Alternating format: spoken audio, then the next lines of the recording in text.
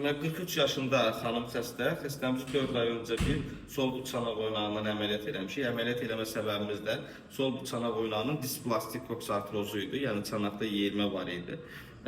Və biz xəstəmizin sol buç çanağına total endoprotez əməliyyat elədik və artıq əməliyyatdan 4 ay keçib xəstəmizin bir yerişinə baxın. Yəni yediyim. Ay maşallah. Həmişə ayaq üstündə. Əla. İnşallah 6 aya tam Allahın köməkliyi ilə hələ bir yüngül hiss edirəm, biraz axsaması var.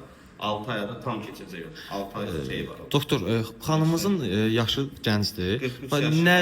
Niyə görə məhz protez qoyduq?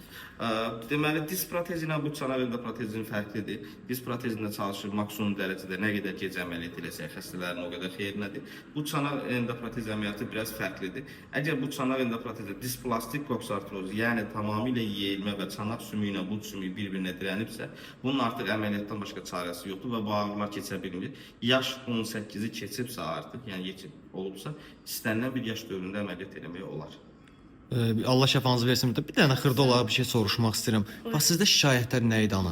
Yeriyə bilmirdim. Ağrılarım çox olurdu. Çox olurdu. Gecələr yuxudan durğuzurdu bu ağrı. Çox. Heç vaxt yata bilmirdim ağrıdan.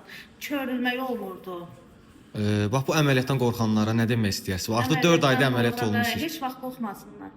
Qorxmasın. Mən çoxdan elətdirərdim bu əməliyyatı bilsəydim. İndi əsas olsun ki, şükürlər olsun, hər şey qaydası. Ağrılarınız gedib. Ağrı yoxdur. Şükürlər olsun. Ağrı yoxdur. Vüqar doktora bir sözünüz varmı? Çox sağ olsun Vüqar doktor. Allah canını sağ eləsin. Sağ olun. Allah şəfanızı versin bir daha. Sağ olun. Sağ olun.